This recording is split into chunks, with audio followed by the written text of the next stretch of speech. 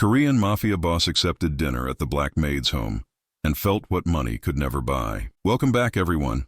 If you're new here, make sure to hit that subscribe button and tap the notification bell so you never miss a story. Drop a like if you enjoy dramatic romance and let me know in the comments. What state or country are you watching from? Now let's dive into this incredible tale. Seoul sparkled beneath a winter sky, a city of neon dreams and whispered nightmares. But in the shadows where ordinary people feared to tread, one name silenced every conversation: Kang Jae-won. At 32, he ruled the Baeko syndicate with an iron grip, the youngest boss the organization had ever known. His ascent had been paved with blood, sealed with betrayals that still haunted the city's underworld. They called him the Phantom of Gangnam. When he decided someone needed to vanish, they simply ceased to exist. But power, he had discovered, was a throne built for one. His penthouse crowned one of Seoul's tallest towers, a fortress of glass and steel that surveyed the empire beneath. 62 floors above the chaos of mortal lives, Jae-won existed in calculated silence. Every detail of his world was controlled, measured, precise. Everything except her. Amara Cole arrived at the Kang penthouse on a gray December morning, clutching a worn folder of employment documents. She was 25 years old, dressed simply, her dark eyes carrying the weight of sleepless nights and impossible burdens. The agency had sent her as an emergency replacement. The previous housekeeper had fled without notice. Nobody lasted long working for Kang Jae-won. The rumors alone sent most running before they began, but Amara couldn't afford to run. She needed this position more than she needed her pride, more than she needed her safety. What she carried in her heart made any risk worthwhile. The elevator doors parted directly into the penthouse, and Amara stepped into a world she'd only glimpsed in magazines. Floor-to-ceiling windows framed the sprawling cityscape. The furniture was minimal, but impossibly expensive. Clean lines, muted colors, everything speaking of money that never needed to announce itself. Even the air felt different here, purified, as if the atmosphere itself understood its place. A man in an immaculate black suit approached her, his expression revealing nothing. "You are the replacement?" His voice cut like polished steel. Amara bowed respectfully. "Yes, sir, Amara Cole. The agency sent me." The man studied her for an uncomfortably long moment. "I am Secretary Park. I manage Mr. Kang's household affairs. You will follow every rule precisely. There are no second chances." "Understood?" "Yes, sir." Secretary Park handed her a laminated sheet. "These are your duties and restrictions. Mr. Kang values his privacy above all else. You will not speak unless spoken to. You will not enter his study under any circumstances. You will not inquire about his business. No visitors, no personal phone use during working hours. You will not—" "I understand," Amara interrupted quietly. "I'm here to work, nothing more." Secretary Park's eyebrow twitched at the interruption, but he said nothing. He simply nodded and gestured for her to follow. The tour lasted 20 minutes. The kitchen gleamed with technology she'd never seen before. The living spaces were immaculate. The guest room sat untouched, gathering silence. At the end of a long hallway, a heavy wooden door remained firmly sealed. "The study," Secretary Park stated. "You do not clean it. You do not touch it. You do not look at it." Amara nodded. "Understood. Your shift begins at 6 in the morning. Ends at 8 in the evening. Sundays off. Your quarters are in the service wing behind the kitchen." "Yes, sir." "Then begin." And just like that, Amara Cole's new life started. For the first 2 weeks, she barely glimpsed her employer. Kang Jae-won was a ghost in his own home, leaving before dawn, returning well past midnight. Amara only knew he existed from the evidence he left behind: a coffee cup abandoned in the sink, a jacket draped across a chair, the lingering scent of expensive cologne that haunted certain rooms. She cleaned. She cooked.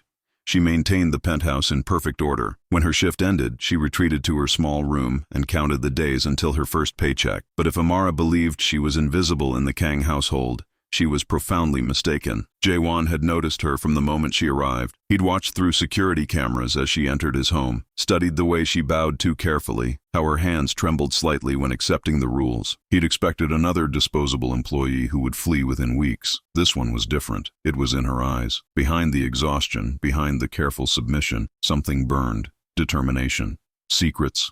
Fire. Jae-won had built his empire on reading people, on identifying their weaknesses before they recognized them themselves. He could detect deception across a crowded room. He could sense betrayal before it was even conceived. And everything about Amara Cole told him she was hiding something significant. The question consumed him. What? Their first real conversation came 3 weeks after her arrival. Amara was in the kitchen at 5:30 in the morning, preparing breakfast as always. She'd learned that Jae-won preferred traditional Korean dishes, simple but executed with precision. She was arranging the banchan when she felt a presence behind her. She turned and froze. Kang Jae-won stood in the doorway, watching her. He wore a dark suit, his black hair styled perfectly, his face betraying nothing. But his eyes, those calculating, penetrating eyes, seemed to see straight through her. "You rise early." His voice was low, smooth, dangerous. Amara bowed quickly. "Forgive me if I disturbed you, sir." "You didn't." She didn't know what to say, so she said nothing. Jae-won moved into the kitchen. Amara instinctively stepped backward. He noticed. Of course he noticed. He noticed everything. 3 weeks, he observed, pouring coffee from the pot she'd prepared. "Most housekeepers don't last that long." "I need the position, sir." "Why?" The question was simple, but the weight behind it was immense. Amara felt her pulse quicken.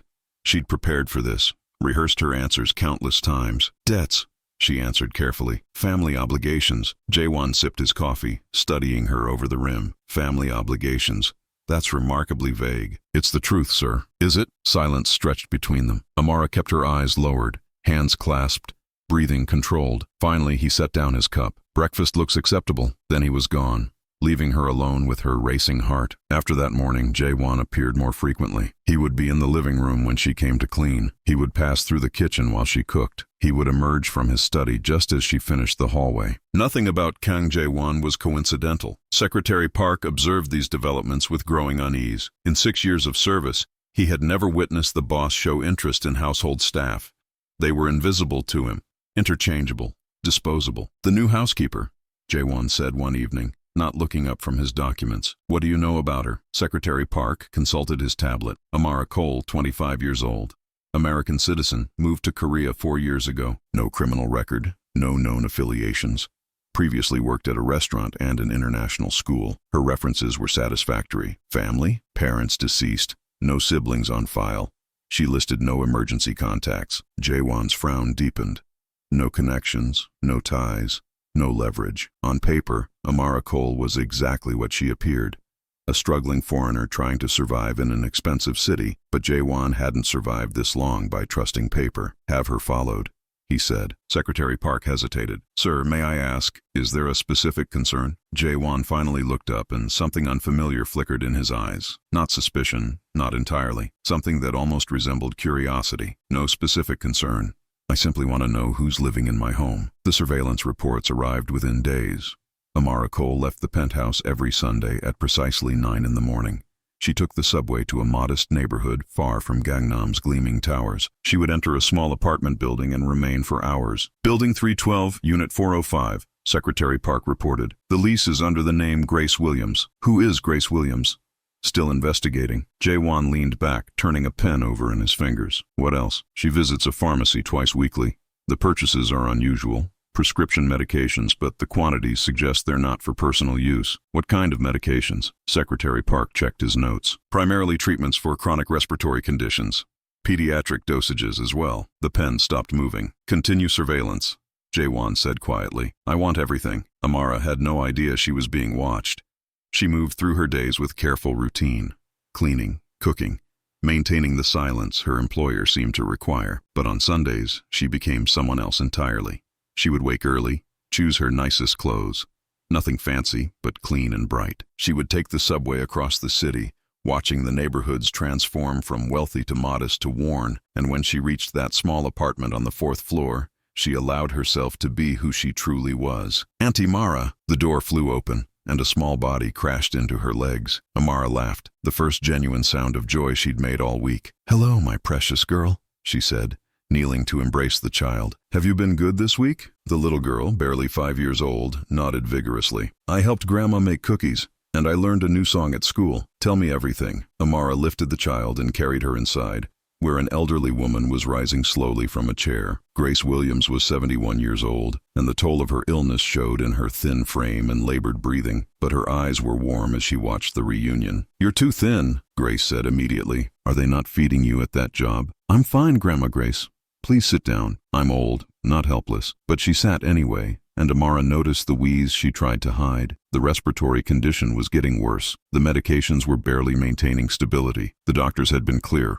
Without proper treatment, without the specialized therapy that cost more than they could ever afford, Grace's time was limited, so Amara worked. She worked in a place that frightened her, for a man who terrified her, because this woman and this child were everything she had left in the world. Grace wasn't her grandmother by blood. Amara's parents had died when she was 15, victims of a car accident caused by a drunk driver who walked free on a technicality. No justice was ever served. Amara had been alone, homeless, desperate, when Grace found her sleeping in a church doorway. The old woman had taken her in without question, had fed her, clothed her, helped her finish school, loved her when no one else would. And the child, this beautiful girl with her mother's smile, was the daughter of Grace's own granddaughter, who had died from complications during childbirth 3 years ago. The father had vanished long before the baby arrived. 2 survivors, an elderly woman with failing lungs and a young orphan with nothing to offer but devotion, had become a family. "Did you bring the medicine?"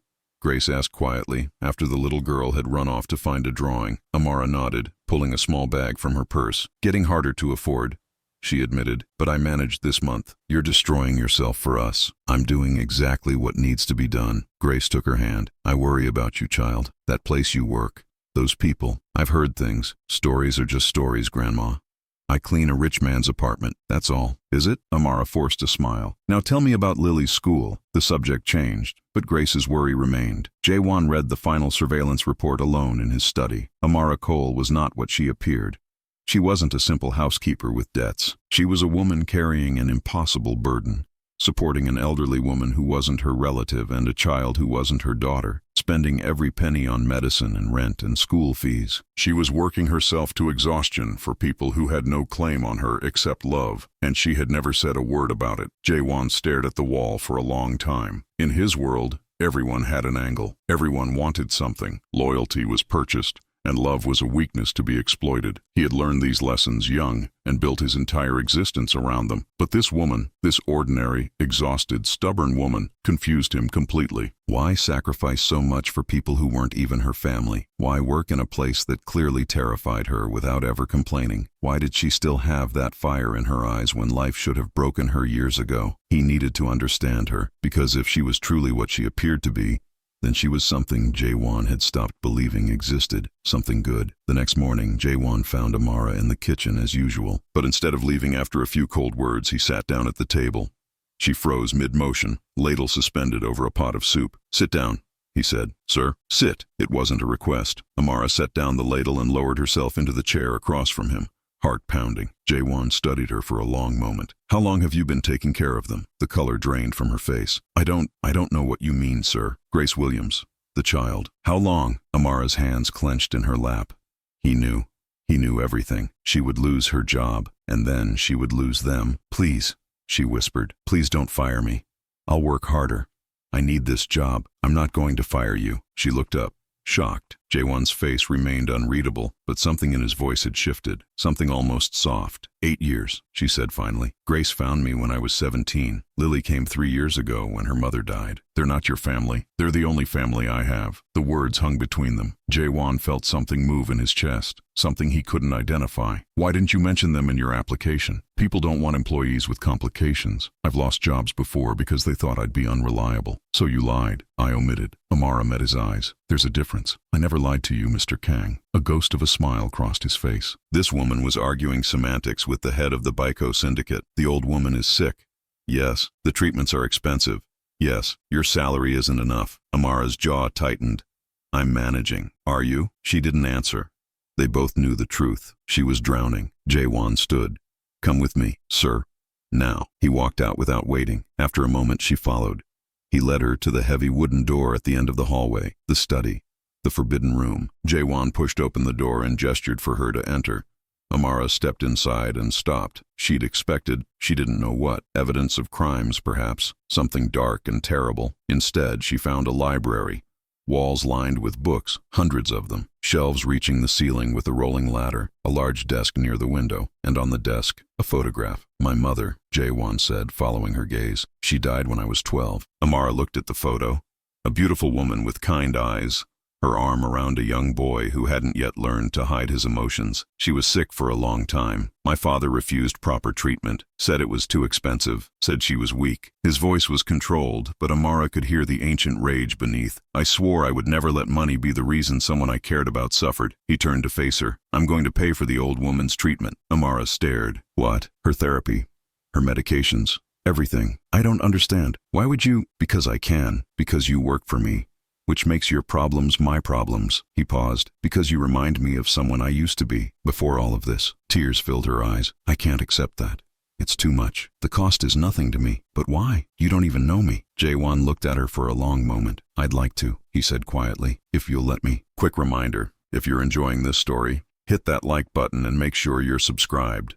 Now back to the drama. The treatment was scheduled for the following month. Amara tried to argue, to negotiate, to establish some kind of repayment. Jaewon refused every attempt. In the weeks leading up to the treatment, everything changed. Jaewon began coming home earlier. He would sit in the kitchen while Amara cooked, asking questions about her life, her past, her dreams. He told her about his own history, growing up in his father's shadow, clawing his way to leadership of an organization he sometimes despised. They talked for hours. One evening, as winter deepened, Jaewon asked a question that surprised them both. What is Christmas like for you? Amara paused her cooking. Christmas? You're American. I assumed it was significant. She smiled softly. It used to be, before my parents died. Now, she shrugged. Grace tries to make it special for Lily. We have a small dinner. Nothing fancy. Jaewon was quiet for a moment. I've never celebrated Christmas. Not properly. Never. My father considered holidays a waste of time. After my mother died, there was no one to celebrate with. Amara turned to look at him. This powerful man who had everything money could buy and nothing that mattered. Would you like to? She asked quietly. Like to what? Celebrate. With us. She hesitated. Grace and Lily would love to meet you. We don't have much, but there's always room at our table. Jaewon stared at her. The head of the Beho syndicate, invited to Christmas dinner in a modest apartment with an elderly woman and a 5-year-old. You're serious? I am. He should have declined. It was inappropriate. Dangerous even, exposing himself in such a vulnerable setting. Secretary Park would have a heart attack. Yes, he heard himself say. I'd like that. Christmas Eve arrived wrapped in snow. Jaewon stood outside the apartment building, feeling more uncertain than he had in years. He carried gifts, far too many probably, and wore casual clothes for the first time in months. Amara met him at the door, her face glowing with warmth. You came. I said I would. She led him inside, and Jaewon stepped into a world completely foreign to him. The apartment was small, impossibly small compared to his penthouse, but it was warm in ways his glass fortress had never been. Decorations covered every surface. The scent of home cooking filled the air. Soft music played from an old radio. Uncle Boss! Lily came running, throwing herself at his legs without hesitation. Jaewon stiffened, then slowly knelt to her level. Hello, little one. Auntie Mara said you were coming. I made you a present. She thrust a piece of paper at him. A crayon drawing of what appeared to be a man, a woman, a child, and an older figure, all holding hands. Above them, in wobbly letters, family, something twisted in Jaewon's chest. It's beautiful, he said, his voice unexpectedly rough. Grace watched from her chair, missing nothing. When Jaewon approached her, she studied him with sharp eyes that reminded him uncomfortably of his own mother. So you're the one, she said. The one who saved my life. The one Amara talks about when she thinks I'm not listening. Jaewon glanced at Amara, who was suddenly very interested in the kitchen. I'm Kang Jaewon, ma'am. I know who you are. I've heard the stories. Grace's gaze didn't waver. But stories don't always tell the truth, do they? No, ma'am, they don't. Grace nodded slowly. Sit down. Dinner's almost ready. The meal was simple. Nothing like the elaborate cuisine Jaewon was accustomed to. But as he sat at that crowded table, eating food prepared with love rather than duty, listening to Lily's excited chatter and Grace's dry observations and Amara's warm laughter, he understood what the title meant. This was what money could never buy. Not the food, not the decorations, not even the company. It was belonging. It was being wanted for who you were, not what you could provide. It was warmth that had nothing to do with temperature. After dinner, they exchanged gifts. Jaewon's expensive presents were received with genuine delight, but it was Lily's crayon drawing that he held longest. You'll keep it? Lily asked anxiously. Forever, he promised. Later, when Lily had fallen asleep and Grace had retired to her room, Jae-won and Amara stood by the window, watching snow fall over Seoul. "Thank you," he said quietly. "For what?" "For this. For letting me in." He turned to face her. "I've spent my entire life building walls, keeping people out. Tonight, you showed me what I've been missing." Amara reached up and touched his face. "You're not what the stories say. I've done terrible things, I know, but you've also done beautiful things. You saved Grace. You showed up tonight when you could have stayed in your tower." She smiled. "That tells me who you really are." "I'm falling in love with you," he said. The words hung in the air. "Jae-won, I know I shouldn't. My world is dangerous. You deserve someone who can give you peace, but I can't stop it. I tried." Amara stepped closer. "I'm not asking for peace. I'm not asking for safety. I'm just asking for you. You don't know what you're saying." "I know exactly what I'm saying." She took his hands. "I've been surviving my whole life. For once I want to live. When I'm with you, I feel alive." He kissed her. It was gentle at first, tentative, as if afraid she would shatter, but she pulled him closer, and all the walls they'd built came crashing down. When they finally separated, both breathless, Jae-won rested his forehead against hers. "This changes everything. I know. There will be people who try to use you against me. Then we'll face them together." He laughed, a sound of pure wonder. "How are you so brave?" "I'm not brave. I'm just too stubborn to be afraid." The news spread through the syndicate like wildfire. The Phantom of Gangnam had taken a lover, not a socialite, not a power player, a foreign housekeeper with no connections and no leverage. Some thought it weakness. They whispered in corners, wondering if perhaps it was time for new leadership. Others saw it differently. They had watched Jae-won for years, seen the toll isolation was taking. If this woman made him happy, perhaps she was exactly what he needed. Secretary Park fell somewhere in between. He had served the Kang family since Jae-won's father was in charge. He had watched Jae-won grow from a beaten child into a ruthless leader, but he had never seen his employer smile the way he smiled when Amara was near. "You're worried," Jae-won observed one morning. "It's not my place, sir. It's always been your place to speak freely." Secretary Park hesitated. "I'm worried your feelings for her make you vulnerable. I'm worried your enemies will see her as a target." Jae-won was silent. "You're right to worry, but I've spent my life being careful, eliminating every weakness, trusting no one. Do you know what it got me? Power, control, loneliness, emptiness. A life not worth living." He turned fully. "She makes me want to be better. I won't give that up." Secretary Park bowed. "Then I will do everything to protect her. For you." Spring turned to summer, summer to fall. Amara moved out of the service quarters and into Jae-won's bedroom. She no longer worked as a housekeeper, instead spending her days visiting Grace and Lily, who had been relocated to a nicer apartment near better schools and hospitals. Lily adored Jae-won. She called him Uncle Boss and demanded piggyback rides whenever he visited. He pretended to be annoyed, but Amara caught him smiling every time. Grace was more cautious. "He's dangerous," she told Amara during one visit. "I know what he is, Grandma. Do you?"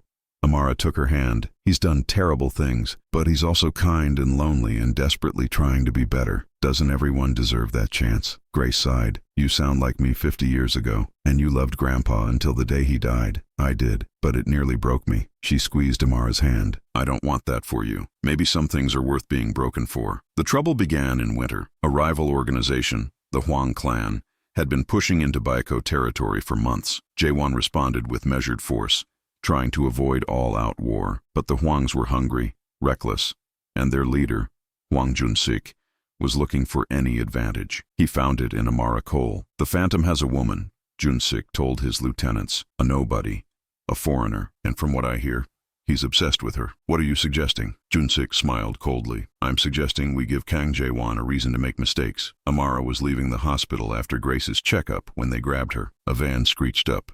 Strong arms, a hand over her mouth, thrown into darkness. It happened in less than 30 seconds. Jae-won got the call 20 minutes later. Secretary Park burst through his door, face ashen. "What happened?" Jae-won's voice was ice. "Miss Cole.